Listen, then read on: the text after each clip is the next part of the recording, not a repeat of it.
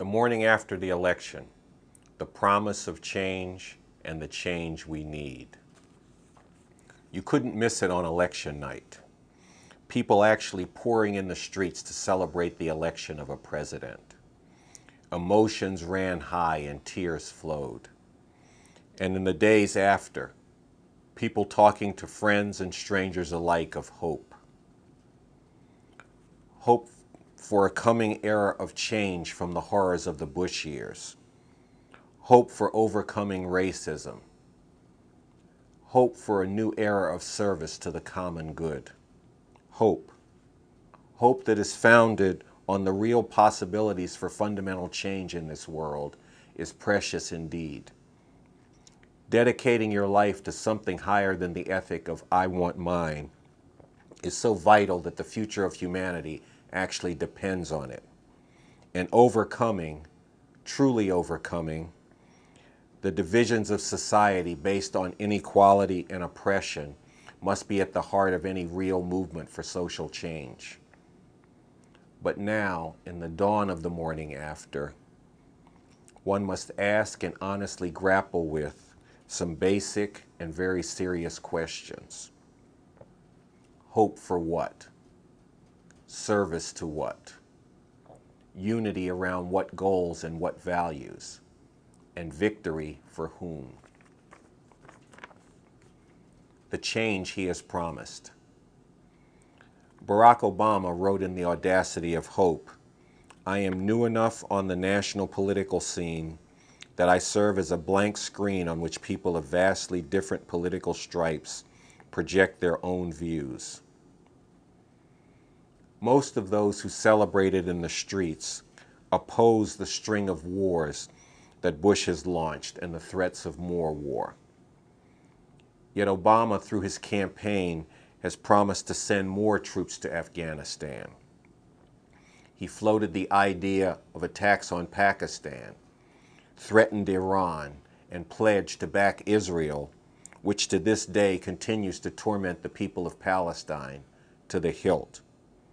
He established his reputation by opposing the launching of the war on Iraq, but has already backtracked on this during his campaign, with talk of listening to the generals and determining when Iraq was stable and its troops sufficiently trained. Most of those celebrating in the streets hate the fascism of the Bush years, the spying, the evisceration of fundamental legal rights, and the torture.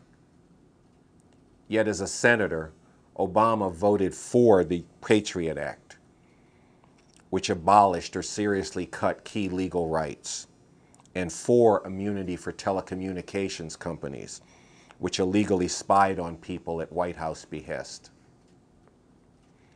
Most of those celebrating in the streets yearn to see an end to racism and to the oppression of black people and other oppressed nationalities. Yet Obama did not speak in his campaign of ending the discrimination and oppression that continues in a black unemployment rate that is more than double that of whites, in discrimination in housing and health care and the legal system, and an incarceration rate of black and other minority people that is the scandal of the world. No. Instead, he spoke against his former minister, Jeremiah Wright, because Wright had a view that sees white racism as endemic. Obama in that speech went on to say that such thinking is divisive and draws people away from the problems of 2 wars, a terrorist threat, a failing economy, a chronic health care crisis, and potentially devastating climate change.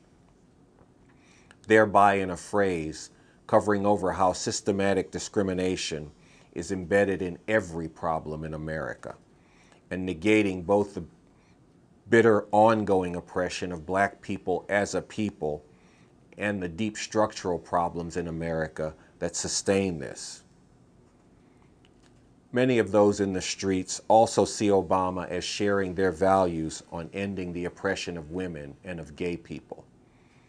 Have they noted that Obama routinely characterizes abortion itself as a bad thing?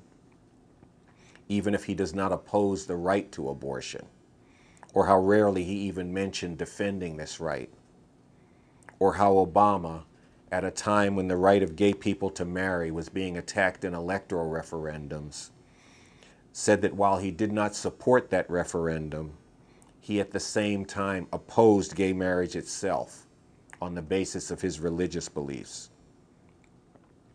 Obama has said he is bringing change. He has called on you, most recently in his victory speech on election night, to both put your efforts behind him and be patient with his administration. The question is this: judging from Obama's actual statements, and not from what you think he must believe deep down, is the change that he is promising and trying to enlist you in the change we need?